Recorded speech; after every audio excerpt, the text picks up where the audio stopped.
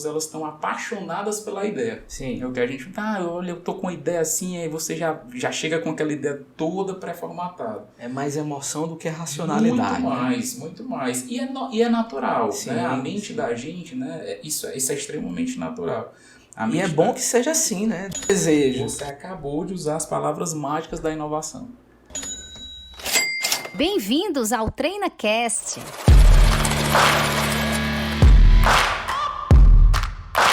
Olá, ouvinte do TreinaCast, eu sou Clemilson Semião, da Treinacom, Contabilidade, Negócios Empresariais. Seja muito bem-vindo para esse nosso bate-papo. Aqui é o TreinaCast número 66 de uma série sobre empreendedorismo e como é difícil empreender nesse país, mas empreender nunca esteve tão em alta nesse nosso país. E a gente sabe que empreender é criar algo novo ou a gente, de algo que já existe, trabalhar para melhorar. E hoje, gente, para falar sobre isso, caro ouvinte, nós estamos aqui com um jovem que respira inovação. Como é bom conversar com esse convidado que está aqui conosco para brilhantar esse TreinaCast. Hoje nós estamos aqui com o Luiz Lima Neto, que tem um excelente canal no YouTube. Nós vamos fazer já essa propaganda. Gerente de inovação e de novos negócios do Instituto Atlântico. Seja muito bem-vindo, meu amigo, e que você se sinta à vontade aqui no TreinaCast. Clemilson, obrigado. Pessoal que está assistindo, sejam todos bem-vindos, bem-vindas e, como a gente fala agora, bem-vindes, né? Para esse bate-papo aqui, agradeço demais pelo convite, adoro trocar ideias sobre inovação, sobre empreendedorismo, isso tudo está muito misturado, né? A gente falar sobre empreendedorismo e falar sobre inovação. Então aqui eu estou à disposição para a gente conversar, para a gente trocar uma ideia. Espero que o pessoal que vai assistir a gente goste. Bom saber, porque o Luiz, ele realmente respira inovação. Você trabalha com projetos, desenvolve projetos, gerencia equipes para que esses projetos, no fim, eles se traduzam em produtos. Mas quem vem no TreinaCast falar sobre empreendedorismo, Luiz, conta um pouquinho da sua história, né? Como é que é a sua história profissional, como é que isso se desenvolveu, aonde é que surge essa situação de que você empreende no seu negócio. Eu sou ouvinte hoje do canal do Luiz. Inclusive, gente, vamos lá dar os cliques, porque é um conteúdo realmente bastante de empreendedorismo de verdade, né? Então conta aí um pouco sobre a tua história profissional, Luiz. Como é que começou essa coisa do estudo, onde a inovação casou com o teu estudo, com a tua vida profissional? Legal. Hoje eu estou, né, como gerente de inovação e novos negócios, mas a inovação ela foi surgindo na minha vida, né? A minha formação, eu vou falar aqui um pouquinho sobre ela, não passava pela minha cabeça desde o início me transformar em um líder de inovação. Eu fiz graduação em engenharia, né, engenharia eletrônica, então já mostra ali uma aptidão, né, para trabalhar com a parte de exatas, né, trabalhar com tecnologia. Então você acaba trabalhando com muito método, com muito, a gente vai desenvolvendo uma forma metódica de pensar, né, aquela coisa Sim. muito exata, a gente quer encontrar sempre os mesmos resultados. A cabeça da gente vai sendo moldada, né, enquanto a gente está ali dentro da engenharia, não pode falhar, não pode errar. Se você falha, né, a coisa explode. Se você falha, você pode perder uma vida. Então a gente é treinado, a mente da gente é muito treinada para não falhar. Mas ao mesmo tempo, essa mente que ela não é muito treinada para falhar, ela é treinada para você experimentar muito antes de entregar um resultado. Então, de certa forma, a engenharia ela já me ensinou muito a valorizar os experimentos. Então é isso que a engenharia ela trouxe muito para mim dentro dessa jornada, para que um dia eu me transformasse, né, em líder de inovação e novos negócios. Eu continuei nessa pegada de engenharia, então fui fazer um mestrado também em engenharia, né? A minha graduação foi na Unifor, em engenharia eletrônica. O mestrado depois foi na UFC, também em engenharia de teleinformática. Na época eu desenvolvi um equipamento para a área de saúde, era um eletrocardiógrafo portátil para os profissionais do Programa Saúde da Família. assim, eu sempre gostei muito da tecnologia para esse lado social, né? Melhorar a qualidade de vida. E uma vez eu me deparei com uma reportagem que falava sobre pessoas que não conseguiam fazer deslocamentos para grandes centros, às vezes para realizar exames básicos, como o caso de um ECG, de um eletrocardiograma, de uma eletrocardiografia, e às vezes precisava se deslocar para um grande centro para poder fazer um exame e no final o exame não dava nada, numa simples anamnese você descartava. Então, poxa, por que essas pessoas precisam se deslocar? Se você tinha, né, nessa época um programa Saúde da Família para atender essas pessoas. E aí eu resolvi desenvolver um eletrocardiógrafo que as pessoas do programa Saúde da Família eles podiam utilizar, era super simples, funcionava a bateria. Ele fazia o exame, lógico que era um exame preliminar, né, na casa dessas pessoas. Esse exame ele era transferido para um celular e quando a pessoa estivesse num local que tivesse cobertura, na época era o GPRS, ele transmitia esse exame para um local de referência, um médico laudava e aí se fosse necessário, dizia para esse agente, tem que encaminhar essa pessoa para um exame mais detalhado. Então ele servia ali como um primeiro filtro. E eu sempre gostei da tecnologia. Então eu digo que essa formação em engenharia ela me ajudou para esse viés tecnológico. Você fala hoje de inovação, a gente sempre traz tecnologias, né? São tecnologias disruptivas, tecnologias que podem transformar, potencializar novos negócios. Nessa bagagem de tecnologia eu trago da formação em engenharia. Mas em algum momento da minha carreira, eu quis me transformar num gestor. Eu sempre gostei, né, de trabalhar com pessoas, eu sempre gostei de liderar times, eu sempre me coloquei à disposição para ser o líder das iniciativas que eu fazia parte. E com o tempo essas coisas foram acontecendo. Então dentro, né, eu já estava no Atlântico, comecei como técnico em telecomunicações, até pulei uma etapazinha, então na verdade tudo começou com o curso técnico em telecomunicações na escola técnica, depois a engenharia eletrônica, depois o mestrado em engenharia, e dentro do Atlântico eu fui me especializando em gestão. Então eu fiz uma certificação em gestão de projetos, que é o PMP. Depois fiz um MBA em gestão de negócios e aí foi quando eu fui começando a fazer uma carreira mais focada em gestão. E aí vários treinamentos sobre liderança, sobre como trabalhar com pessoas, coisas que a engenharia, por exemplo, não ensina. Não lhe fornece, os cursos né? de tecnologia não ensinam a gente a isso. E fui encontrando dentro do Atlântico um ambiente muito saudável para crescer profissionalmente. Sempre recebi desafios muito gostosos lá dentro do Atlântico. Mas ao mesmo tempo eu tinha uma veia empreendedora que pulsava desde quando eu tinha, acho que uns 8 anos mais ou menos. Foi quando eu peguei o meu videogame e comecei a alugar para os coleguinhas que não tinham videogame. Eu alugava horas, né? Os amigos jogavam de graça. Mas os coleguinhas, eu começava a alugar o videogame para essas pessoas. Gerar uma rendazinha. Para gerar uma rendazinha. E foi quando eu tive a primeira grande lição do empreendedorismo, né? Que era calcular qual é o valor que eu precisava cobrar para consertar as peças que quebravam, porque quebravam muitas peças enquanto estava jogando. Então eu descobri da pior forma possível, quando quebraram uma das principais peças do videogame, era uma pistola, né? Quebraram a pistola jogando e eu não tinha dinheiro suficiente para consertar ou para comprar uma nova pistola. Ou seja, eu fiquei só com prejuízo para fazer a manutenção. Então eu aprendi que toda iniciativa ela tem um risco associado. Perfeito. E o valor que você vai cobrar tem que ser suficiente para poder cobrir esse risco. Então essa veia empreendedora ela vem de lá, tem uma família de empreendedores, donos de escola. E já no ensino médio, né, ajudei meu pai, minha mãe e meus tios a montar uma agência de viagens. Né? Fui vender passagem, tinha 15 anos nessa época, então fui aprender a vender passagem, aprender o alfabeto, né, das companhias aéreas.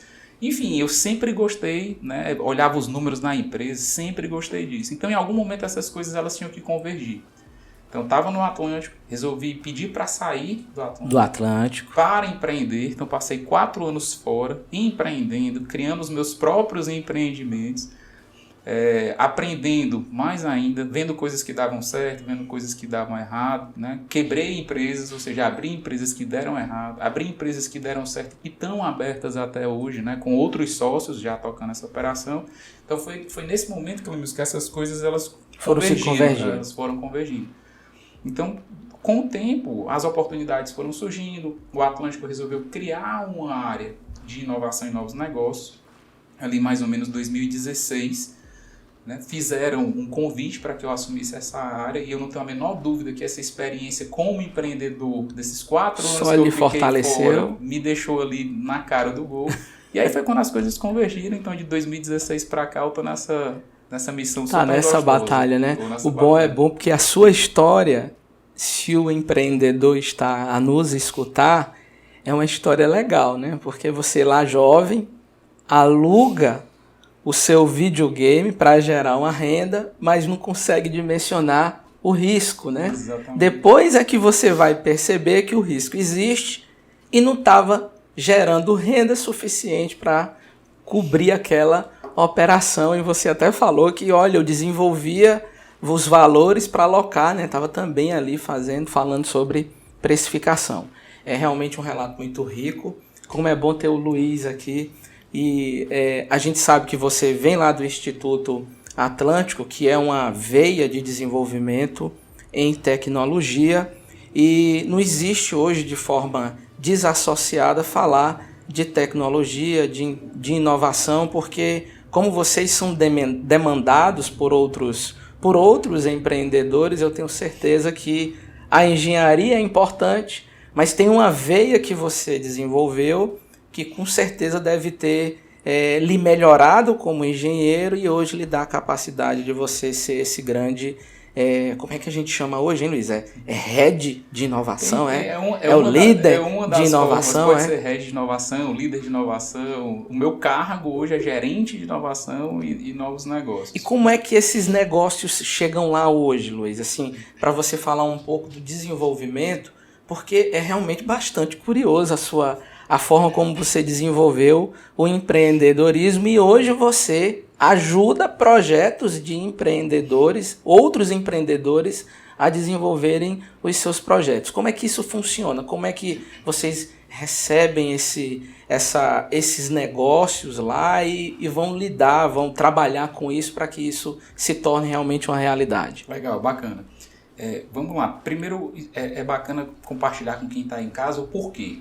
Por que uma organização, né, resolve apoiar iniciativas empreendedoras, sejam dos intraempreendedores, ou seja, dos colaboradores que querem empreender, seja de pessoas que estão fora da organização que também estão querendo algum apoio para empreender. A gente utiliza esse apoio ao empreendedorismo como parte da nossa estratégia de inovação. Sei. Tá? Então, a gente tem várias formas de se trabalhar uma estratégia de inovação. Uma das formas é você tentar desenvolver novos negócios dentro de casa, que podem ser negócios, né, para você atender melhor ou mais, né, o mesmo cliente que você já atua hoje. Ou você pode começar a utilizar essa estratégia para experimentar negócios que são distantes do teu business, do core, daquilo que você entrega Sim. no dia a dia, porque você quer fazer uma aposta daquilo que pode vir a ser um futuro potencial novo negócio para você. Ao invés de você mobilizar o teu time interno para fazer essa experimentação, você pode apoiar quem já está fora, quem às vezes já tem alguma vivência naquele mercado específico que você quer experimentar e você, de certa forma, divide o risco. Sim. Então é por isso que a gente resolveu apoiar. No caso específico do Atlântico, tem também a questão a gente tem uma missão social, né? Nós somos uma instituição sem fins lucrativos. Então a gente quer impactar o ecossistema no qual a gente está inserido. Então também foi uma forma da gente ajudar a fortalecer o ecossistema de inovação, se nós utilizássemos a estrutura que a gente tem para apoiar o surgimento de novos empreendimentos, né? Então, essa é a grande razão pela qual a gente resolveu apoiar os empreendimentos tanto internos quanto externos. E aí, analisando esses dois mundos, o mundo interno e o externo, por que eu apoio o interno? Hoje eu estou num mercado que ele é extremamente competitivo, que é o mercado de tecnologia da informação. Faltam pessoas boas, pessoas qualificadas e pessoas boas. Essas pessoas, dentro desse conjunto de pessoas, existem pessoas que têm uma veia empreendedora que nem eu. Uhum. E quando eu voltei para o Atlântico, que eu recebi o desafio de criar uma área de inovação e novos negócios, a primeira coisa que eu pensei foi, eu não quero que pessoas como eu saiam do Atlântico para empreender. Foi a primeira coisa. Então, eu já, desde um dos primeiros movimentos foi, eu preciso criar uma ambiência dentro da organização para que pessoas que tivessem essa mesma vontade que eu tinha, que elas não precisassem empreender fora. Então, eu tinha que criar um modelo, que é um modelo de intraempreendedorismo, onde eu pudesse criar uma ambiência para que as pessoas pudessem empreender dentro do Atlântico. Então, hoje a gente tem um programa que começa com a jornada de capacitação empreendedora. Dessa jornada passa para uma jornada de incubação de negócios e de incubação ele passa para uma jornada de aceleração, tudo suportado pela organização. Então, qualquer colaborador nosso pode fazer essa jornada. 3 meses de capacitação empreendedora, 6 meses de incubação de negócio, mais 6 meses de aceleração. Então, a gente suporta essa jornada dos Atlantes, que é como a gente se autodenomina lá. E olhando para o público externo, aliás, voltando um pouquinho, né? E para esse público interno, eu tenho uma grande ferramenta de atração de talentos e de retenção desses talentos. Porque são poucos os locais hoje que a pessoa pode estar no local e empreender dentro dele. Sem ter medo de dizer que, eu tenho um negócio. Será que eu vou ser... Como é que eu vou ser visto, né? Será que eu vou ser... vou ser advertido porque eu tenho um negócio? Então não, lá a gente cria um ambiente que é psicologicamente seguro e se você é empreendedor, eu quero que você empreenda, eu quero que você esteja aqui dentro. A gente só precisa alinhar que empreendimento é esse que você vai ter, para que seja, lógico, um empreendimento que não gere conflito de interesse com o que a gente já faz, não gere conflito de interesse com o que os nossos clientes fazem. Mas se é alguma coisa que potencializa o negócio e está alinhada à estratégia, eu vou te apoiar nessa jornada. Então eu atraio as mentes empreendedoras e retenho as que já têm. Para o público externo, a gente viu que a gente tinha alavancas operacionais. Então hoje eu tenho grandes clientes, eu atendo uma Dell, por exemplo, eu atendo um HP, por exemplo, dentro e fora do Brasil, eu atendo uma Siemens, por exemplo, então eu tenho uma carteira de clientes grande. Clientes demandantes de tecnologia, demandantes de inovação. E a gente não é autossuficiente. A partir do momento que a empresa ela vai crescendo, ela também vai ficando lenta. Por mais agilista que nós sejamos no Atlântico, a gente, pelos tamanhos organizacionais, pelos controles que você precisa criar para uma estrutura maior, hoje nós já somos 740 pessoas, é um conjunto de pessoas muito grande, a governança vai engessando a organização. Então a gente precisa encontrar mecanismos de acelerar as nossas jornadas de inovação. Então a gente viu que a gente podia criar um programa de aceleração de startups para startups do ecossistema, inspirado numa tese de investimento nossa. Então a gente olhou para onde a gente gostaria de ir no futuro, olhou também para onde os nossos clientes gostariam de ir para o futuro, olhou quais são os desafios que nós e esses clientes nós vamos enfrentar no futuro e fizemos uma atração de startups que resolvessem esses potenciais problemas do futuro. E aí a gente faz um investimento nessas startups para que eles enriqueçam o nosso portfólio e ajudem a gente a validar algumas hipóteses de negócio. Então é por isso que a gente resolveu criar esse programa tanto de intraempreendedorismo como apoio para os empreendedores do ecossistema. Que relato rico, mais uma vez.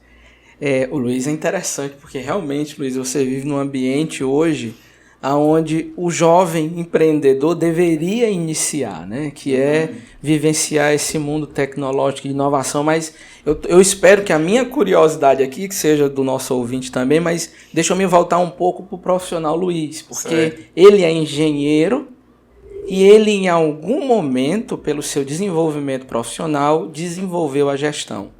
Eu tenho aqui uma ciência pragmática, metódica, e eu tenho aqui uma ciência que vai ensinar hoje de forma moderna você se relacionar com as pessoas, que é muito difícil você ali ficar gerenciando a cabeça das pessoas, a vontade das pessoas, o estilo das pessoas. Em que é que o engenheiro ajuda o gestor e em que é que o gestor melhorou o engenheiro?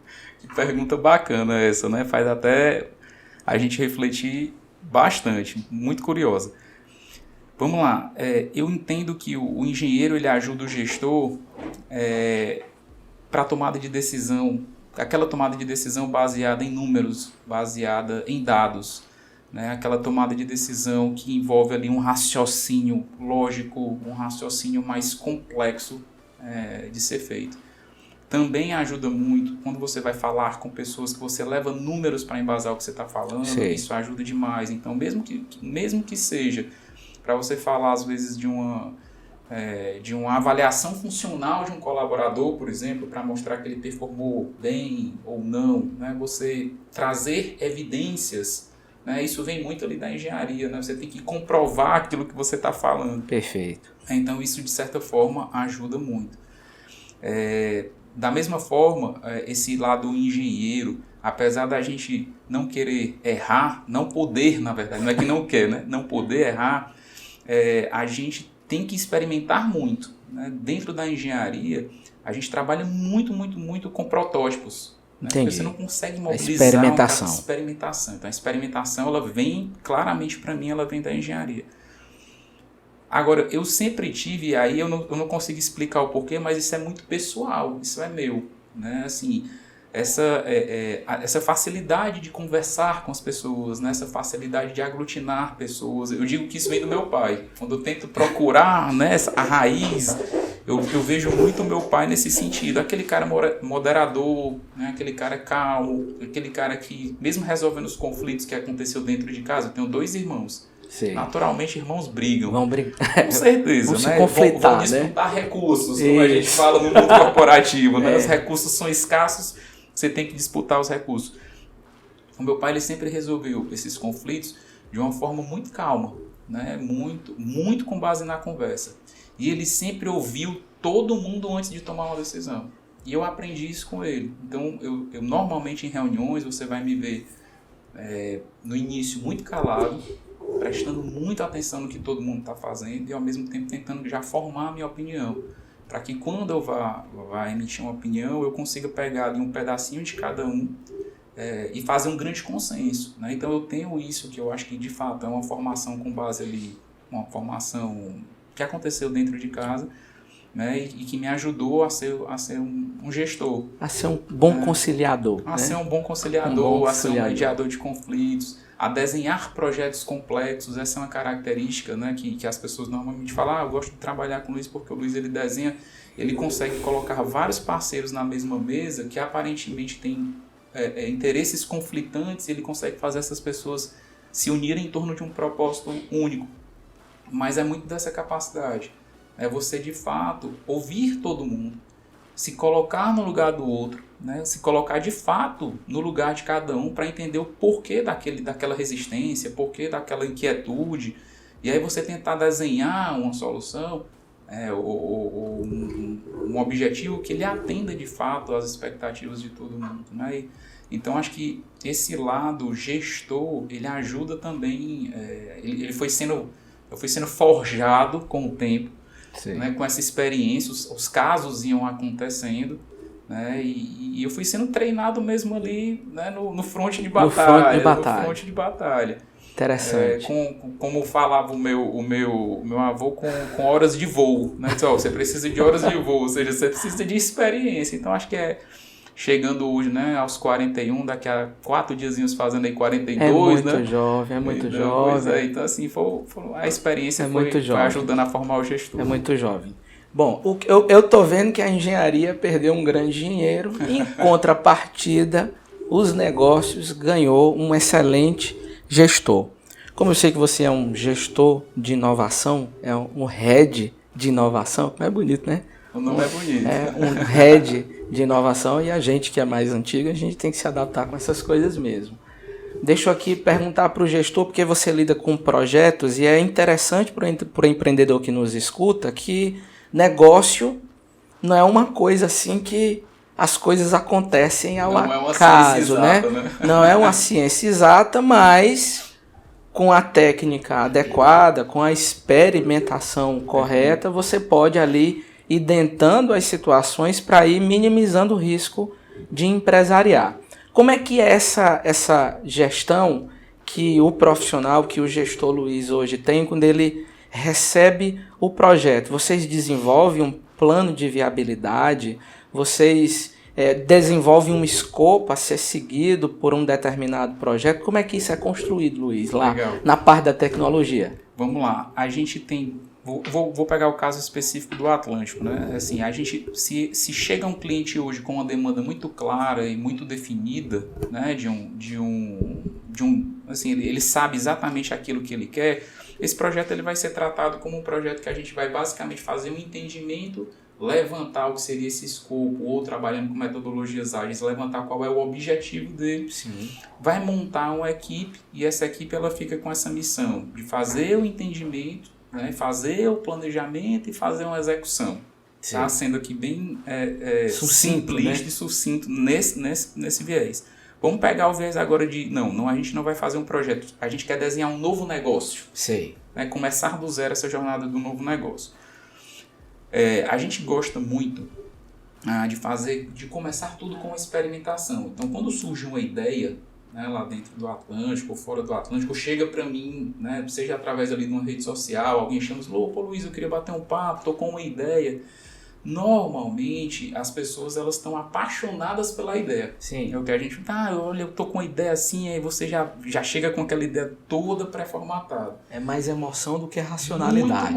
Muito mais. E é natural. Sim, né? A mente da gente, né? Isso é extremamente natural. E é bom que seja assim, né? Que daí que nascem os grandes projetos. Exatamente. Agora, o que a gente recomenda é, primeiro, sempre uma grande validação, se de fato as dores existem. Então, a gente começa a fazer uma mudança do mindset de quem está apresentando a ideia. Diz, não, eu não quero que você traga para mim uma ideia para resolver um problema. Na verdade, eu quero que você traga para mim o problema. A gente muda um pouco o paradigma. Muda mesmo. Então, não traz uma ideia para resolver um problema. Traga primeiro o problema. Vamos ver se de fato esse problema ele existe. E aí a gente faz algumas avaliações que são extremamente simples, assim, não tem muito segredo, né? A gente quer saber se primeiro o problema existe, esse é o básico. Luiz, como é que a gente faz isso? Às vezes pode ser através de entrevista, observação não enviesada, porque quando eu já estou apaixonado pela ideia, eu já tenho certeza que o problema existe. Não. Então pode ser uma entrevista simples, bate-papo com outras pessoas, sempre sem apresentar sua ideia, né? Sempre sem apresentar a ideia. Só ouvir as pessoas ou observar pessoas para ver se de fato aquele problema existe. Simplificando, vamos fazer de conta que o problema de fato existe. Vamos saber agora se esse problema ele existe para muita gente ou pouca gente. Porque será que esse é um problema específico? Será que esse é um problema só do Luiz? Esse é um problema só único e exclusivo do Clemilson ou de meia dúzia de pessoas? Poxa, o problema de fato ele existe. Mas eu vou desenvolver um negócio para em pé, eu resolvendo, né, as dores de meia dúzia? Talvez não. Então o que é que a gente vai fazer? Se a gente viu que muitas pessoas têm esse problema, a gente vai para um próximo passo. Beleza, muitas pessoas têm. Qual o próximo passo? Quanto tempo as pessoas passam tentando resolver esse problema? Eu quero saber se esse problema ele causa de fato dores que fazem com que as pessoas elas percam tempo tentando resolver, ou se simplesmente elas ignoram. Sabe aquela dorzinha de cabeça? Pô, a dorzinha de cabeça aqui ela tá leve, mas não vou comprar um remédio não, porque eu sei que se eu me deitar aqui ela passa. A outra coisa é uma dor de cabeça que eu saio correndo desesperadamente para uma farmácia, eu preciso tomar um medicamento porque eu preciso que ela passe agora, porque dói demais. Dói demais. Normalmente o que dói demais é o que a gente prioriza. As coisas que doem de menos, não é que elas não tenham, né, assim, não é que ela não tá doendo, não é que ela não causa um incômodo, ela causa, mas eu convivo com aquilo ali. E normalmente com a gente convive, pela correria do dia a dia a gente desprioriza. Então isso também não é um insumo para um bom negócio. Sim. Um bom negócio são as grandes dores. Então resgatando, a gente já está vendo uma coisa que acontece para muita gente e a gente já está vendo uma coisa que quando dói, dói demais. E por fim é quanto tempo as pessoas passam querendo resolver aquilo ali. É assim, é complexa a solução ou é uma solução que é extremamente fácil? Ele com essa pirulazinha do remedinho, ele simplesmente resolve. E rapidinho aquilo ali está solucionado. Então a gente analisa frequência do problema, se ele acontece várias vezes, a densidade do problema e o tamanho da dor que ele causa. Aí a gente começa a caracterizar se o problema é relevante. A gente está medindo até agora aqui a relevância do problema. Então veja que até agora eu não falei de nada da solução. Sim, sim. Só até agora o que a gente eu tô querendo saber que produto ou serviço é esse. É impressionante, né? Então tudo que a gente tem uma problemática, aí você mede a densidade, se isso vai ter frequência, e ainda a gente não tem a resposta. Que produto desejável esse, né? Você acabou vai de criando desejo. Você acabou de usar as palavras mágicas da inovação. O que a gente quer lançar são produtos, né, ou soluções ou serviços que sejam desejáveis. Você usou a palavrinha mágica. O que a gente quer lançar são coisas que são desejáveis. Por quê? Porque hoje a gente tem muita concorrência para tudo que você imaginar. Com certeza. Tudo. Recentemente perguntaram, Luiz, no outro podcast que eu fui fazer, Luiz, já inventaram tudo? A sensação que eu tenho é essa, que já inventaram tudo. Eu disse, não, cara, tem muito espaço para muita coisa ser inventada, porque a nossa mentalidade ainda está errada. A gente se apaixona pelos problemas e não... A gente se apaixona pelas soluções e não pelos problemas. Sim. Porque a gente esquece de olhar para as pessoas.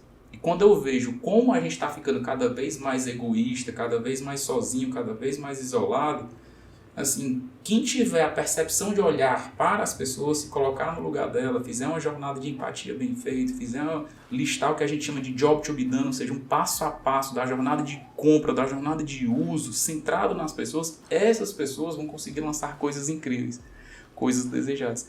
Quem é que não quer um produto ou um serviço que resolva um problema que sempre acontece, ou seja, de frequência alta, que quando acontece me causa uma dor, assim...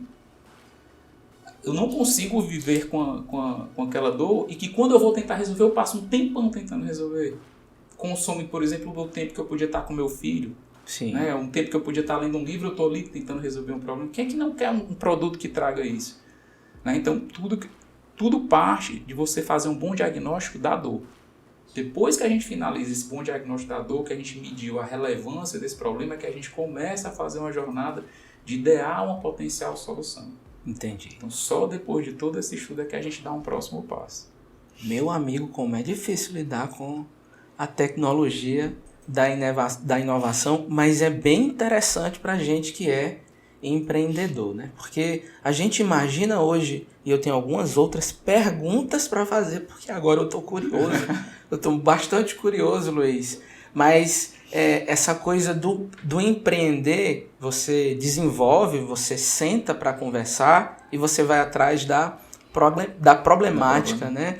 Hoje aqui no mundo moderno, mais aqui para o aspecto da gestão, a gente fala no desenvolvimento de um plano de negócio. A gente Exatamente. Fala que se tem um empreendedor com a ideia, tenta desenvolver um plano, né? Senta para idealizar, porque realmente às vezes ele está muito emocionado, às vezes ele tem até o recurso financeiro para colocar a ideia para rodar, mas a emoção está ali e ele não consegue dimensionar se aquilo vai ser rentável, se aquilo vai prover a real necessidade que ele tem de desenvolver aquele negócio.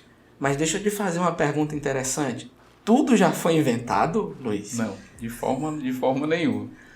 Por que eu afirmo, né, que nem tudo foi inventado ainda? Primeiro que tem muita tecnologia que vai surgir. Muita tecnologia nova que vai surgir, assim, e vão surgir com frequências cada vez mais rápidas. O ciclo hoje de vida de uma tecnologia é extremamente curto. Sim. Então tem muita coisa para surgir ainda. E eu vejo que a gente, em algum momento, a gente parou de olhar de fato para as pessoas. A gente passou ali de um modelo de produção muito, muito, muito empurrado. Sim. Né? Eu quero produzir uma larga escala, num volume muito alto, que poucas empresas, elas de fato olharam para dizer, poxa, eu quero construir algo que seja desejado. Né? Eu não quero só construir algo que seja incrementalmente melhor. Eu quero construir algo que cause de fato uma nova disrupção. E a procura é pela escala. Exatamente. Hoje se procura pela escala. A procura pela escala. Mas se você observar, por que você tem empresas que, como, por exemplo, vários fabricantes de notebooks, por exemplo, mas você tem uma grande marca que causa, assim, um extremo desejo de consumo. Né? Da mesma forma, celulares, vários fabricantes de celulares, mas tem uma marca que se destaca mais do que as outras, que pelas outras as pessoas não dormem na fila, por exemplo, para poder fazer uma compra. Mas se você pensar no Apple, as pessoas dormem na fila Para comprar simplesmente para ser o primeiro. Exatamente. O que é que está por trás disso? As pessoas no centro de tudo. As pessoas, para essas empresas, elas estão no centro de tudo. Eles ficam pensando, não é assim, como é que eu consigo resolver, como é que eu consigo fazer com que as pessoas possam ter uma experiência utilizando o meu produto, uma experiência que ela seja única. Como é que eu consigo fazer com que as pessoas consigam querer pertencer à minha marca, ter a marca associada a mim. Isso é uma coisa que, se você não centrar muito na pessoa, se você não tiver, de fato, sociólogos trabalhando junto com você, entendendo como é que uma sociedade se organiza, se você não tiver psicólogos te ajudando nesse processo do design de um produto ou de um serviço, a chance de você virar uma commodity e ser mais um e ter que acabar competindo por preço é muito, muito grande. Então, como isso é muito novo, mas eu começo a perceber isso agora, Psicólogos tendo mais vez dentro de time de inovação, sociólogos tendo mais vez dentro de time de inovação, é por isso que eu afirmo, tem muita coisa para ser desenvolvida ainda. Porque quando a gente voltar a olhar para as pessoas e ter as pessoas no centro, vai ter um boom de inovação. Porque as dores são infinitas, as nossas dores são infinitas, os nossos desejos são infinitos, os nossos anseios, eles são infinitos. Agora a gente precisa voltar a olhar para as pessoas. Perfeitamente. Se a gente tiver pessoas no centro, vão nascer coisas incríveis. Desenvolver coisa pra gente, né? Exatamente. Deixa eu fazer uma pergunta aqui interessante para você que é um gerente de inovação e novos negócios. As ideias, assim, elas surgem, mas como a gente materializa isso? Porque tem gente que acha que não tem intelectualidade, mas ele tem ideias, assim, significativas. Mas nem todo mundo tem ali a capacidade de transformar aquilo de uma forma viável, que isso é que na verdade é empreender, né? Exatamente. Porque eu entendo que empreender é isso, o cara tem a ideia, mas não transforma, ele não está empreendendo, ele está tendo ali uma ideia, mas para hoje ter a ideia e transformar é preciso realmente ter uma capacidade intelectual, Luiz, na sua forma de, no seu ambiente que você vive, assim, o cara precisa estar assim, formado, ter o MBA, ter viajado, que pelo que eu vi dos seus vídeos, você é um homem que viajou bastante, e eu tenho certeza que isso só agrega essa sua capacidade que você tem de se relacionar, com certeza, né? Esse ser moderador que a gente está vendo aqui, mas essa ideia, como é que a gente instrumentaliza essa ideia num negócio para o empreendedor que está aqui escutando a gente agora? Vamos lá, primeiro te respondendo, Precisa ter grandes formações? Não.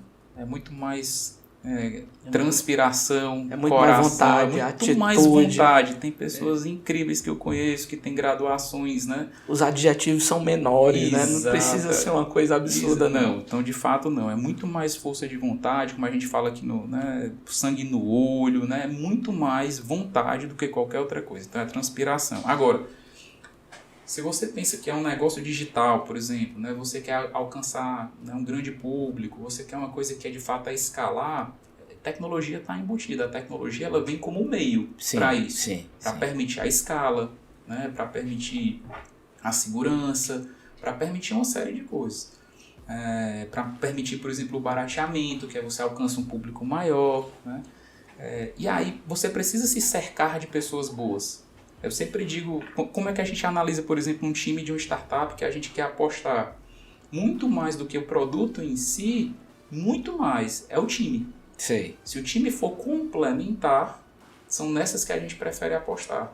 Então, se eu tenho um cara que é bom de tecnologia, um cara que é muito bom ali de negócio, comercial, outro cara que é um excelente líder, gestor, a gente prefere essa complementariedade para a gente achar o sucesso. Sei. Então, não preciso ser eu, esse cara das grandes ideias, o cara mais criativo do time. Não precisa. Mas é bacana que você saiba quais são as suas limitações e se cerque de pessoas que te complementam. Isso ajuda demais. Com certeza. A desenvolver negócio, Com certeza. A desenvolver negócio. Muito interessante. Amigo Luiz, você que é engenheiro gestor engenheiro, eu acho que você é mais gestor do que engenheiro. Eu também acho. Diz aqui pra gente essas etapas, você que vive no mundo da tecnologia, e é legal, porque o empreendedor, no mundo moderno, não tem jeito. Ele vai lidar com a tecnologia, seja no software que ele vai usar para gerenciar o negócio dele, seja num aplicativo que ele vai entregar os produtos, seja no telefone para atender o cliente, seja nas redes sociais divulgando a marca, os produtos e a imagem do negócio. Como é que funcionam essas etapas lá como gerente de inovação de um grande instituto? Como é que são essas etapas? Você falou de eu tenho um problema, aí eu vou incubar, vou desenvolver, vou experimentar. Quais são essas etapas e termina onde? Porque eu também estou aqui escutando e levando essa situação para o mundo mais para o mundo mais pragmático, não só do desenvolvimento de projeto. Como é que isso ocorre? Como é que isso acontece? Então vamos lá. Recebemos uma ideia, tá? Orientamos o dono da ideia a não se apaixonar lá pela, como eu falei, pela solução. Volta uma casinha, vamos lá. Qual é o problema que você de fato está resolvendo? Esse problema tem esses 3 atributos lá que a gente já listou? Tem. Vamos para a próxima fase. Vamos ver como ou quais alternativas a gente tem agora de fato para tentar resolver. E aí a gente faz isso fazendo experimentações de baixíssimo custo. Sei. Ou seja, é investir a menor quantidade de recursos possível para validar se de fato aquele problema existe e se alguma potencial solução resolve aquele problema. Dá um exemplo extremamente simples aqui para o pessoal que está acompanhando conseguir materializar um pouquinho. Vamos supor que a gente queira lançar um novo curso de capacitação. TreinaCast que é válido. Será que tem mercado aqui para a gente lançar um curso de capacitação sei lá, vamos pegar um tema interessante aqui da, sei lá, digitalização do mundo contábil. Será que tem, tecnologias que podem causar disrupção? Tem mercado para isso?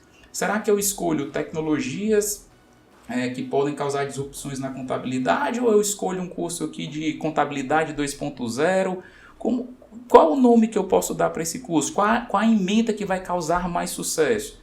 Será que eu preciso estruturar o curso, montar a escola? Eu preciso preparar tudo, investir no auditório, no professor, para fazer essa validação? Não.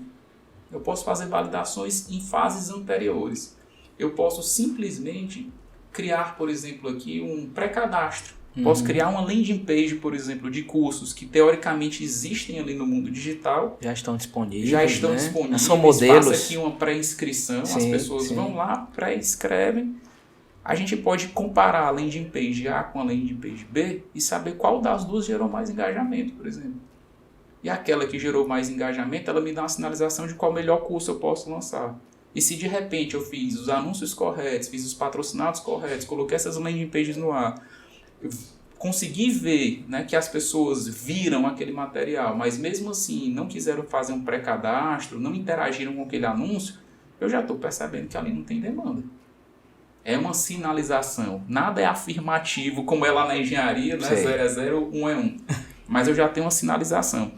Então a gente volta para a etapa. Será que o problema de fato existe? Então eu fico todo tempo fazendo esse vai e vem.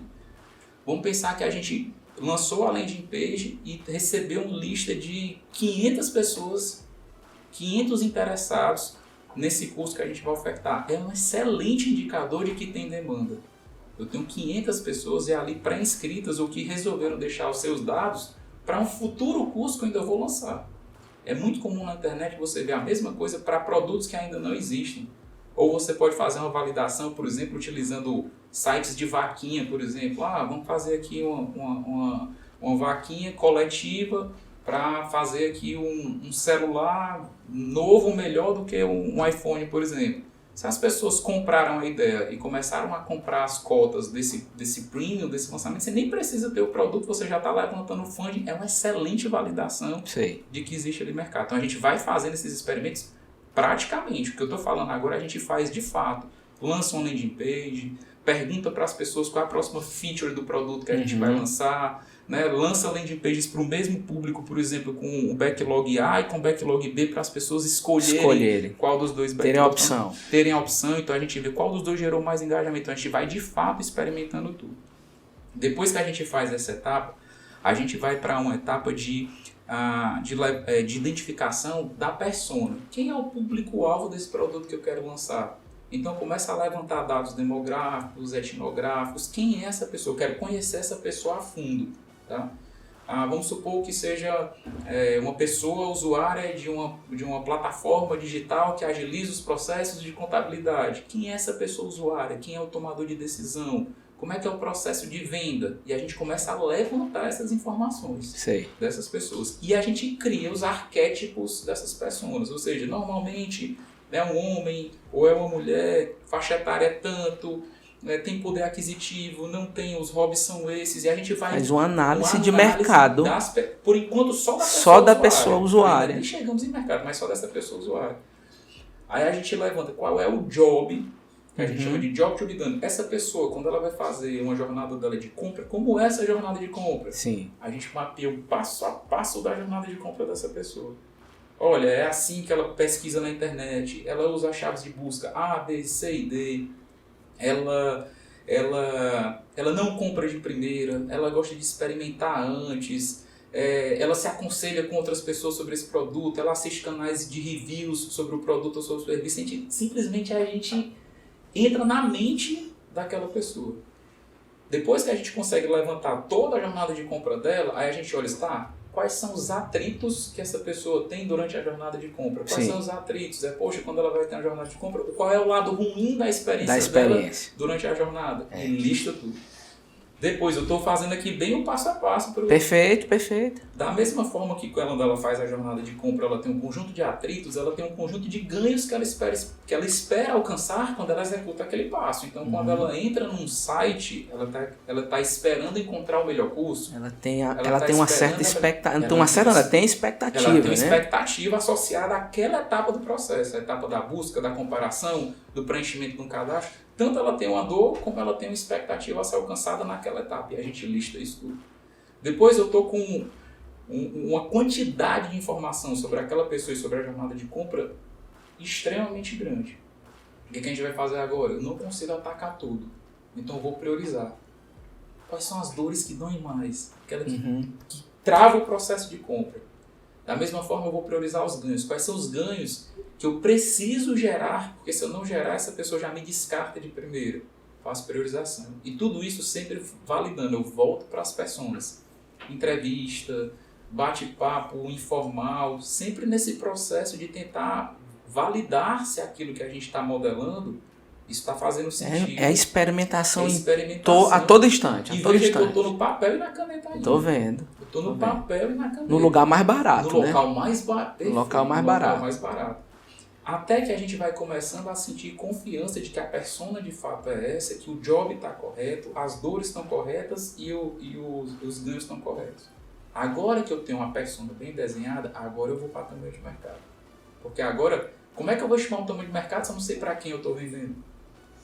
Se agora eu sei para quem eu estou vendendo, agora eu vou para tamanho de mercado. Sim. Aí, normalmente, hoje, a gente tem utilizado muito as redes sociais para fazer estimativa de tamanho de mercado. É uma grande estimativa. Então, com base nessa persona, entra lá normalmente é bacana você contratar uma consultoria para te ajudar nesse processo, mas tem muita ferramenta, né, que você pode utilizar na internet. Então, já sei quem é a persona, seja uma pessoa física, ou seja uma pessoa jurídica, serve, o mesmo processo serve. A diferença é que na pessoa jurídica você vai ter várias pessoas físicas nessa jornada de compra. Você vai sensibilizar primeiro ali um cara que está na operação, aquele que está sentindo a dor. Sim, aí o cara da operação ele vai te passar para o gestor imediato dele, aí você tem que fazer a venda para o gestor imediato dele. Do gestor imediato dele, normalmente o orçamento é com um diretor, aí então quem assina o cheque é o diretor, então a jornada de compra passa por 3 pessoas, então você tem que levantar todo mundo, Sim. dores de todo mundo, ganhos de todo mundo, para fazer essa construção dessa proposta de valor. Tenho isso claro, essas personas também definidas, vou levantar agora também de mercado.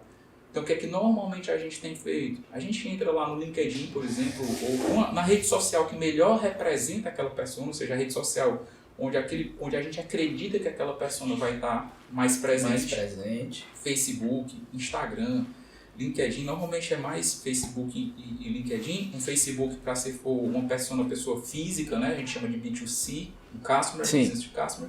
E se for um LinkedIn, normalmente o B2B é quem está lá. As empresas, as organizações estão ali no LinkedIn. E aí a gente vê quantas empresas ou quantas pessoas estão na base dessas plataformas com esses atributos que a gente listou. Com essa faixa etária, com esse poder aquisitivo. Então esse é um primeiro filtro, a primeira peneira. Depois, dessas pessoas, quantas estão buscando conteúdo X, cursos sobre contabilidade, sobre determinado assunto, né? Tá ali medindo a capacidade que aquele negócio tem de atrair clientes. Exatamente. Né? Aí eu já estou passando a minha peneirinha, porque eu peguei daquelas pessoas que é topo de funil, todo mundo que tem possibilidade. Dessas pessoas, sobraram. Quem são as pessoas que estão já... que são ou contadores, ou estão cursando contabilidade, né? Ou que são controladores. E no final, que é o fundo do nosso vídeo, quem são as pessoas que estão buscando efetivamente um curso nesse momento. Aí para isso a gente já mapeou, por exemplo, os concorrentes. Quem é que já oferta hoje? E tudo isso a internet te dá hoje. Então eu tenho um grande funil e eu tenho mais ou menos uma noção do tamanho de mercado com base nessas características dessas personas. Impressionante. Como eu já listei as características da persona, peguei tamanho de mercado, como eu já tenho o job dela todinho, as dores e os ganhos, agora eu consigo criar o que a gente chama de proposta de valor. O que é uma proposta de valor? Algo que gere os ganhos que ela espera ao executar cada passo e algo que ou elimine ou alivie as dores que ela sente no processo. Perfeitamente. Quando eu envelopo isso tudo, eu tenho a minha proposta de valor.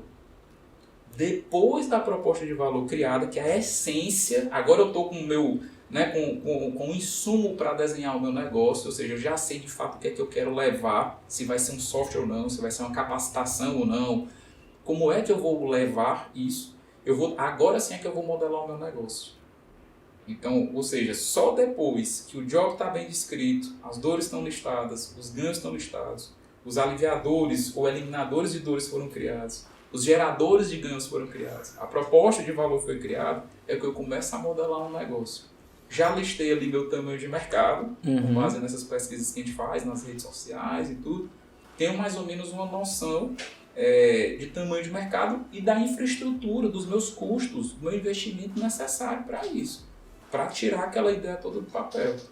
Então, só desse momento é que eu chego eu tenho insumos suficientes para tentar fazer uma primeira previsão de investimento e uma primeira previsão de receita.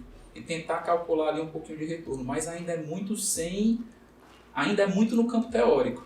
Aí o que é que a gente faz? A gente pega isso tudo que eu falei, passa numa grande peneira e diz assim, deixa eu fazer um teste. Deixa eu lançar o que a gente chama do produto mínimo viável. Ou seja, a menor infraestrutura possível só para botar a cara no mercado. Tem uma frase do Mike Tyson que ele diz assim, todo mundo tem um plano até levar um soco da cara. É verdade. Ele fala isso. Então, no mundo do empreendedorismo é da mesma forma.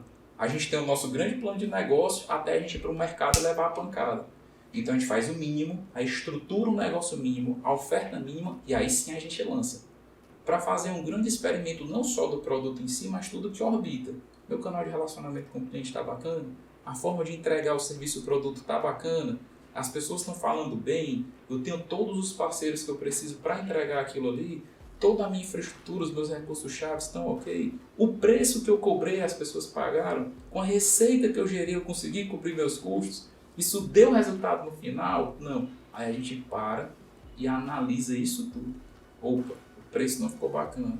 Opa, eu lancei 100, vamos supor, seja o curso, lancei 100 vagas, tinha 300 pessoas inscritas. Será que eu posso aumentar mais um pouquinho o valor? A hiperdemanda, eu posso subir mais um pouquinho o preço? O retorno dessa operação, com um retorno saudável, deixou caixa? Qual foi o grau de satisfação das pessoas que fizeram esse curso, que usaram esse software? Foi bacana? E aí eu tenho uma série de lições aprendidas ainda na escala micro. Só depois disso é que eu recomendo aí sim criar o tradicional plano de negócio. Plano de negócio. Porque qual é o problema do plano de negócio? Não, o problema não, mas a fragilidade. Tava doido para fazer essa pergunta. Em que momento eu chego no plano de negócio? Só agora. Por quê? A grande fragilidade dos planos de negócio que a gente recebe hoje são as variáveis, as premissas que foram utilizadas para desenhar o plano de negócio. O Excel, o PowerPoint, eles aceitam tudo. Então, se as premissas elas não forem sólidas, com base numa experiência sólida, aquele plano de negócio está totalmente fadado ao fracasso. Ele não fala a verdade. Não é que você bate o olho de que o negócio é bom ou é ruim. É porque se as premissas que você listou para desenhar o plano, elas não forem muito, muito sólidas, você não consegue saber se o plano é bom ou ruim. Sei. Agora, se uma pessoa chega para mim dizendo que já lançou o MVP, que é esse produto mimosiano, alcançou lá nesse primeiro curso dele 50 pessoas, cobrou R$1.000 por aluno, cada aluno custou R$300, a infraestrutura custou X reais.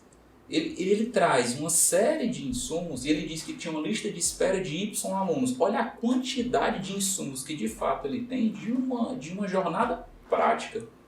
Aí eu aceito o plano de negócio dele. Porque ele já lançou um curso, ele já converteu, ele já cobrou, ele já sabe se aquele resultado, aquele valor cobrado é suficiente ou não para cobrar os custos. Ele já sabe o valor dos custos.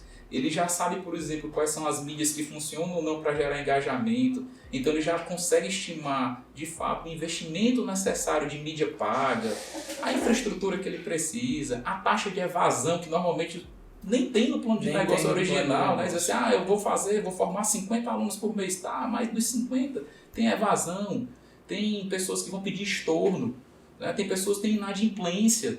Tudo isso acontece no mundo real, que normalmente no plano de negócio as pessoas não conseguem. Se elas lembram de colocar, o dimensionamento não fica bacana. Se eu lancei o MVP, ele rodou a experiência, ele levantou na prática isso tudo, esse plano de negócio, a chance dele estar correto é bem maior. Então o plano de negócio ele nasce por último. Que legal. Bom demais. Deixa eu fazer uma pergunta. Pro gestor, teve um momento em que você está no Instituto Atlântico e entende que você precisa galgar, ali, desenvolver o seu próprio empreendedorismo. E naquele momento ali, você também desenvolveu seus planos de negócio, utilizou das técnicas de gestão. Quais técnicas foram essas? Você desenvolveu ali um pitch de apresentação do negócio, vendeu ou não vendeu? Deve ter sido na área de tecnologia. Eu acho que foi, né? Eu acho que foi, deve ter sido na área de tecnologia. Você vendeu, conseguiu vender, trouxe investidor. Como é que funcionou esse momento aí? Que você realmente estava ali empreendendo, né? Não era só não era só a teoria, não era o engenheiro melhorado pelo gestor e que tinha uma ideia, desenvolveu, não. Ali realmente o empreendedor funcionou, né? O negócio tinha que ter vida própria. Tinha que acontecer. Senão não alimentava as crianças. Exatamente, senão no final do mês a conta não fechava. E essa é a melhor escola. Assim, sem dúvida, hoje, se eu atuo como gerente de inovação e novos negócios, é por causa dessa experiência. Então, como foi essa experiência? Respondendo, fez pitch? Fiz vários, né? Fez plano de negócios? Fiz vários. Fazia no começo o plano de negócio? Fazia errado. Fazia um plano de negócio, levava, né, na testa. Não, esse plano de negócio não para. Não experimentava, não experimentou. Essas duas variáveis, elas não estão, essas duas premissas assumidas, que garantia você tem que essas premissas tão válidas? Né, assim, aprendi muito, por exemplo, uma das jornadas que eu mais aprendi, antes de ser moda fazer pitch para investidor, essa coisa, né, que está hoje todo mundo fazendo, ali, estou falando mais ou menos de 2000, deixa eu ver se a memória não me trai aqui, 2000, Copa do Mundo foi 2014, Brasil, né? Foi. Então, 2012, 2013, por exemplo, participei de um evento do BNDES, em Campina Grande. Eles fizeram regionalizado, e o nosso empreendimento foi uma das startups que foi contemplada para participar de um evento de apresentação para investidores. Que eu bacana. Nunca tinha feito um pitch nesse nível, porque era um público extremamente selecionado, seletivo, extremamente técnico. Um time de empreendedorismo do BNDES, ele vinha à Fortaleza dar capacitações para a gente de como fazer o tal do deck pitch, que eu não sabia o que era, one page pitch, que eu também não sabia o que era aquela. Então, como aprender a condensar as informações do negócio em uma página, como aprender a fazer uma apresentação para investidores nacionais e internacionais. Então, aí já foi uma grande vivência. Então, sim, fiz. Passamos, por exemplo, na primeira fase, atraímos um grande fundo. Pisamos, né, quando eu boto no plural, eu e o sócio pisamos na bola por não termos um negócio sólido, estruturado na parte contábil, financeira, ou seja, como a gente tinha um negócio, mas esse negócio ele não estava bem redondo na Tava parte bem estruturado, administrativa, né? não estava bem estruturado na parte administrativa. A ideia era contábil, boa. financeira, a ideia é sensacional. Uhum. Mas como essa parte administrativa, financeira e contábil ela não estava bem redonda, o fundo olhou e disse, não tenho segurança para fazer o Perfeito. investimento. Mas a gente atraiu o gestor de fundo, passamos por várias fases, né, apresentamos para várias pessoas, mas na hora da due diligence, Sim. a gente foi reprovado. Olha que interessante, né? Coisas que hoje, por exemplo, eu já aconselho às startups que eu faço a mentoria, o negócio nasceu, já tem que aplicar aqui um grau mínimo e leve de governança, mas já tem que Perfeitamente. Tem que Perfeitamente. ter. Então isso é um grande aprendizado que eu trago. Um outro grande aprendizado que eu tive foi dessa vez agora com o evento da Apex Brasil, a Agência Brasileira de Exportação. Também com pessoas, né, que vinham ali da própria Apex, lá de Brasília, vinham pessoas da mentoria pra gente participar, agora sim, na época da Copa do Mundo, 2014, num evento onde investidores do mundo vieram para assistir, né, a partida do Brasil e México, aqui, dessa partida aqui em Fortaleza. Eles vieram para um evento da Apex, a gente ia fazer o pitch em inglês. Né? Essa startup já era um outro negócio, era um negócio de logística reversa, para equipamentos eletrônicos. E a gente teve que fazer tudo isso que eu estava relatando anteriormente, one page, pitch de one page, deck pitch, tudo em inglês. Material de apresentação. Material de apresentação todo em inglês, o pitch todo feito em inglês. Estava lá eu em cima do palco, 5 minutinhos, relógio contando, depois mãozinha levantada, né, dos investidores para fazer aquela sabatina. Então eu passei por isso tudo. Né? Passei Muito por interessante. negócios que deram certo, negócios que deram errado. Essa startup de logística reversa, ela está aberta até hoje. Né? Então, já ganhou prêmio, outros sócios, né, já foram para Israel, receberam prêmios lá. Olha só, a ideia caminhou, né? A ideia caminhou, ela está de pé até hoje. Eu não sou mais sócio, de todos esses negócios eu não sou mais sócio, até para não entrar em conflito de interesse, né, quando eu voltei para assumir a função. Mas eu passei por toda essa jornada que hoje eu ajudo as startups a passar. Que interessante. Gestor de negócio e novos negócios. Acho que quem está escutando a gente aqui tá doido para conversar com o amigo Luiz e ter uma mentoria, né? Eu acho que o que fica aqui desse relato, principalmente dessas suas duas últimas respostas, né, é dizer para o empreendedor que experimente. Com certeza. Isso a gente diz bastante, mas às vezes no mundo, na velocidade que o mundo tem, ele não o faz e lá na frente ele vai entender que deveria ter feito. Com certeza. Mas aí os recursos já foram junto com a ideia. Um gestor de inovação e de novos negócios. Qual é a capacitação dele hoje? O que é que o Luiz estuda? O que é que ele lê? O que é que ele vê? O que é que ele escuta para que ele possa ter essa capacidade de mentorar, né? A criação de um novo negócio, que é algo... Os negócios impulsionam as economias e movem as pessoas. Então, o que é que o Luiz estuda hoje? Vamos lá. Eu estudo muito sobre gestão da inovação. Né? Eu até separo esses dois mundos, né? O gestor de inovação e o gestor de novos negócios. Eu separo bem, então, o gestor de inovação. Eu adoro ler, tem 2 livros que eu super recomendo. Tem até um vídeo lá no canal sobre esses 2 livros. Então, o primeiro é a Estratégia das 3 Caixas. Eu sou encantado com esse livro. O meu tá assim, soltando as folhas literalmente, do tanto que eu já li, então é muito bom. E um outro livro muito bom chamado Dual Transformation. Esses 2 livros, assim, esse Dual Transformation é o que recentemente eu terminei a leitura. O Estratégia das 3 Caixas eu recomendo para quem tem dificuldade com o inglês. É melhor o Estratégia das 3 Caixas, porque ele é em português, está traduzido. O Dual Transformation ele é só em inglês. Né? Então esse já é um pouquinho mais difícil para quem não tem o domínio do idioma. Esses 2, para gestores de inovação, eu super recomendo. Não só para os gestores de inovação, mas principalmente o Estratégia das 3 Caixas para qualquer líder. Sim. Para entender uma jornada de inovação. Para entender a importância de você ter dentro da tua casa alguém ou um time olhando para um futuro que você não consegue prever, não consegue controlar. Por quê? Porque a tua máquina hoje está toda apagando incêndio, está toda atendendo a cliente, então você está totalmente focado na maximização da eficiência operacional daquele negócio. É olhar EBITDA lá, né, É verdade. o tempo todo. É verdade. Tá deixando caixa, minha operação tá ajustada, eu estou bem operacionalmente. E quem está mexendo essa máquina não tem tempo de ficar olhando para coisas que vão acontecer daqui a 5, 6 anos. E as disrupções, ela tem uma máxima que a gente diz que elas vão acontecendo assim, elas vão acontecendo lentamente e de repente. Lentamente e de repente. Então elas estão acontecendo, e se a gente não estiver atento ao que a gente chama de sinais fracos, de repente a gente está fora do mercado. Porque elas já estão acontecendo lentamente. Isso é para os gerentes de inovação. Para quem trabalha com a parte de novos negócios, eu adoro consumir conteúdos sobre design de negócios, sobre como entender melhor as pessoas, hábitos de consumo. Então todos os sites que falam sobre valuations de empresas, né? Qual foi a startup que foi adquirida, principalmente olhando para os fundos de fora do Brasil, é o que eu gosto de acompanhar. Por quê, né?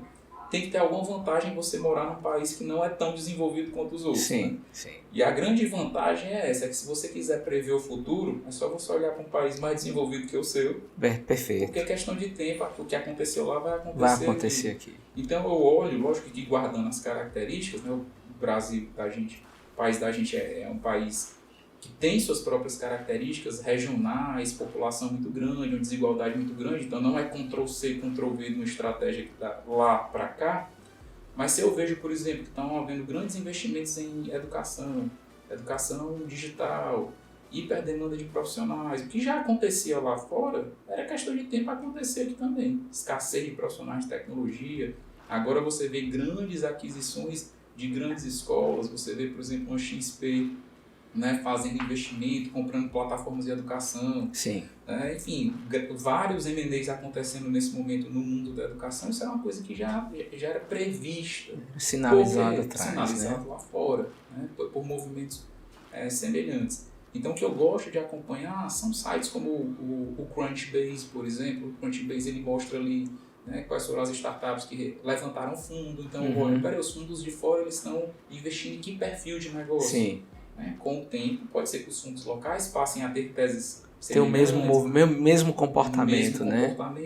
Verdade. Então, eu tento enxergar os padrões do que acontece lá para a gente tentar reproduzir aqui. Então, tudo que falar sobre tendência de mercado, tendência de negócio, tendências tecnológicas, relatórios de base tecnológica, por exemplo, para saber quais são as tecnologias que vão causar impacto, quais são as tecnologias que podem causar disrupções em determinados negócios, é o tipo de material que eu gosto de consumir. Que interessante. Eu vou voltar a um assunto lá do início, porque você falou na palavra intraempreendedorismo, né, que é o colaborador interno que está ali dentro de um time, dentro de uma empresa, dentro de um negócio, e ele está se vendo como um empreendedor. Exatamente. Criando, desenvolvendo, melhorando o ambiente que ele está, o produto ou aquele serviço que aquela empresa desenvolve. Porque essa é uma consciência que é muito difícil do líder, né? Você que é um gestor de negócios, né? De novos negócios, desenvolver internamente. Qual é o conselho que a gente dá para esse colaborador hoje de negócio que ainda não se está se vendo como empreendedor, mesmo estando dentro do negócio, porque eu acho que é o que você deve fazer lá no Instituto Atlântico, né? Que tem que ser semeada, é uma cultura. Como é que a gente desenvolve isso? Como é que isso foi criado lá pelo ambiente do Instituto Atlântico? Assim, a gente, como eu mencionei, né? A gente queria atrair e reter as melhores pessoas. Os melhores talentos. Isso mesmo antes da crise que a gente está vivendo hoje de escassez de profissionais. Né? Então, mesmo antes disso, a gente já queria utilizar esse intraempreendedorismo para atrair e reter.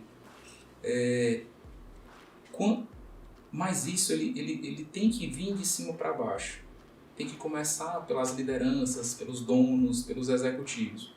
É muito difícil hoje um colaborador se ver como um intraempreendedor se a ambiência ou a cultura organizacional não proporciona esse ambiente psicologicamente seguro, que a gente chama, para que ele exerça as funções de intraempreendedor.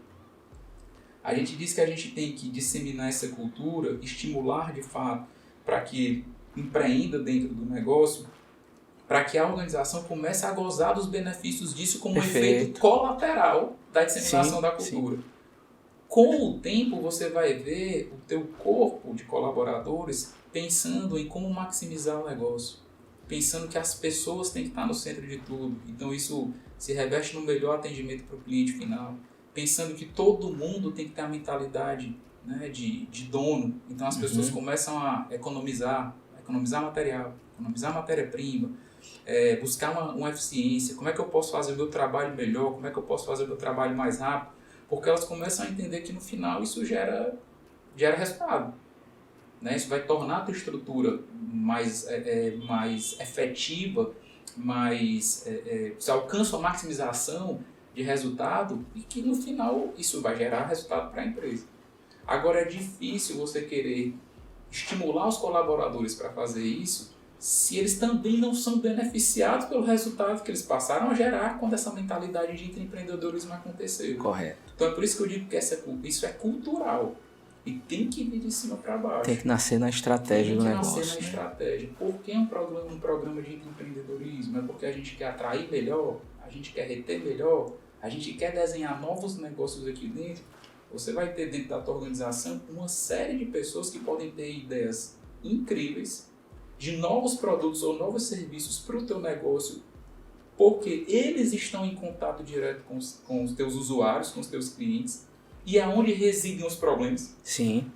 E os bons negócios nascem da solução desses problemas, aquilo que a gente estava falando, Sim, não traz a perfeito. solução, traz o problema. Traz o problema. São eles que estão na ponta. Então são os teus colaboradores que estão enxergando com muita clareza quais são os problemas. Sejam problemas internos ou desafios dos clientes. Então, se você quiser criar essa cultura e entender que isso pode gerar uma quantidade enorme de novos negócios, eu super recomendo uma jornada de capacitação empreendedora e depois uma criação de um programa de empreendedorismo. Mas para isso, você precisa ter os líderes precisam ter muita paciência, muita persistência, porque as jornadas de inovação, e isso é só um pezinho nessa jornada de capacitação empreendedora, isso é só o primeiro passo para a construção da cultura. As jornadas de inovação elas são extremamente longas. São jornadas de vários anos. Eu estou há 6 anos como líder de inovação e novos negócios do Acomune. A gente só foi começar a ver os primeiros resultados tangíveis depois do 3º ano. Entendo. E hoje, já depois de 6, partindo, daqui a pouquinho entrando no 7º ano, a gente ainda tem muito resultado que é intangível. Então, se eu não tiver, como eu tenho hoje, um superintendente que entende de inovação, que sabe que o ciclo de inovação é longo e que o intangível tem muito valor, disseminação de cultura, atração e retenção, redução de turnover e por aí vai, ele não compra. Por quê? Porque uma área de inovação ela é extremamente demandante de recursos. E se você for analisar só, por exemplo, o EBITDA, se os executivos eles são bonificados pelo resultado do final do ano, os caras vão olhar e dizer, essa área só consome, não traz nada. Né? Exatamente. É melhor deixar um pouquinho mais para mim do que efetuar o investimento. Exatamente. Né? Então tem que vir de cima para baixo. Então eu sempre recomendo começar as capacitações pelas lideranças, começar uma transformação cultural, abrir a mente dos líderes, para depois você tentar lançar um programa para o resto dos colaboradores. Se você tentar fazer isso tudo junto, a chance de dar errado é alta. Entendo demais. E para o gestor de inovação, qual é a maior capacidade que ele precisa ter? Caramba, que pergunta difícil. Assim, falando com o coração, né? A primeira eu vou responder, talvez, não sei se é uma capacidade ou uma característica, mas é a perseverança. A resiliência, perseverar, porque é uma jornada extremamente longa e assim, ele precisa ter... É um insistir, eu não desistir, é ir pra frente. E mais, você tem que ter essa perseverança quando quase ninguém acredita. É interessante. É muito difícil isso. É interessante a capacidade que você... Eu estava esperando você falar, pelo seu relato, você falar é a liderança, né? E você vai falar da perseverança. É muito interessante, né? Porque você quase ninguém consegue ver o que você está vendo. É natural. Eu digo que a gente usa lentes diferentes. A gente está, né? Para quem não sabe, eu estou usando óculos, membros também, né? A gente, no dia a dia, mesmo que não usa óculos, a gente tem lentes diferentes. Então a minha lente, né, que já trabalha com inovação, para mim é muito natural você chegar para mim e dizer assim, vamos começar uma jornada de transformação cultural? E eu dizer, vamos, e saber que eu vou passar 3 anos para mudar a cultura da tua empresa. 4, 5. É muito comum isso, assim, eu já encaro esse desafio dessa forma. Mas eu não espero, é meu exercício de empatia, assim, eu vou achar normal se quem está dizendo isso, vamos mudar a cultura da minha empresa, quiser o resultado em 6 meses. Perfeitamente. Então as lentes são diferentes. Gente, a conversa tá gostosa demais. Olha, eu tenho muitas, acho que a gente vai ter que fazer pelo menos mais uns 3 TreinaCast para usufruir da sua experiência e dizer ao público que nos assista nas plataformas digitais.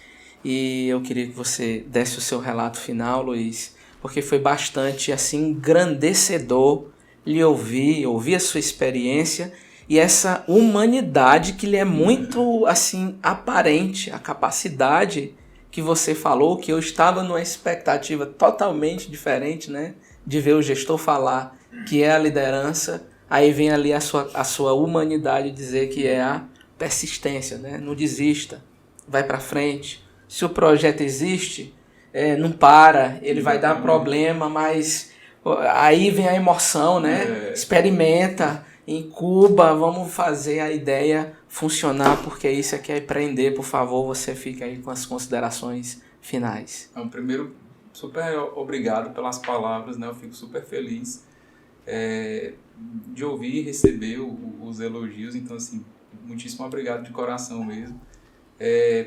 Para quem está em casa pensando em empreender ou pensando em inovar, acho que não tem palavra que de fato resuma melhor, né? Seja perseverante.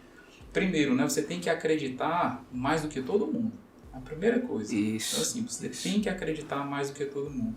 Depois você tem que se cercar de pessoas boas, né? Você tem que saber que nós não somos autossuficientes, né? A gente tem que saber, tem que reconhecer as limitações que a gente tem. E não tem que ser um exército de um homem só. Assim, a chance de você perder a batalha é muito grande. Então se cerque de pessoas boas, né? Pessoas que acreditam nesse sonho que você tem, né? Que são complementares ao que você às suas skills, às suas características, e deixe cada um fazer o melhor de si. Com certeza. Se cada um conseguir fazer o melhor de si, a chance de você alcançar esses objetivos é muito grande. Mas esteja preparado para uma jornada longa. Esteja preparado para uma jornada super longa. Empresas muito, muito grandes que tinham grande capital, elas levaram 5, 6, 7 anos. Eu falo fácil aqui, por exemplo, o caso do Netflix, né, de sair daquele modelo de entregar um DVD na casa, por e-mail, tal, até ele virar, né, uma das maiores plataformas, perde assim, fica maior, diminui um pouquinho, mas enfim, entre as maiores plataformas de streaming, foi uma jornada que durou 7 anos. Até essas novas receitas elas superarem as receitas antigas. Então imagina o seguinte, se um gigante, num local super propício, no mercado super propício, ou seja, onde tudo lá é favorável, ele levou 6, 7 anos para fazer um novo negócio dar certo, né? Que dirá a gente que vive num local extremamente mais escasso, num ambiente extremamente mais limitado de recursos, limitado de oportunidade.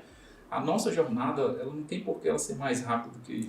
Se prepare para uma jornada mais longa. Então, por isso que eu falo que é a perseverança. Mas se você acreditar, se você perseverar, se você se cercar de pessoas boas e você tiver a humildade para aprender com cada erro que você vai cometer ao longo dessa jornada, porque a única certeza que a gente tem é que os erros eles vão acontecer, as falhas vão acontecer, se você celebrar essas falhas, aceitar e tirar o aprendizado delas, pode ter certeza que mais cedo ou mais tarde você vai ser exitoso na sua jornada. Grande Luiz. Projeto, humildade e persistência, né? Isso. A você, ouvinte da Treinacom, aqui termina o TreinaCast 66. Nos acompanha aí nas grandes plataformas de podcast. Obrigado. Meu amigo, muito obrigado. É isso.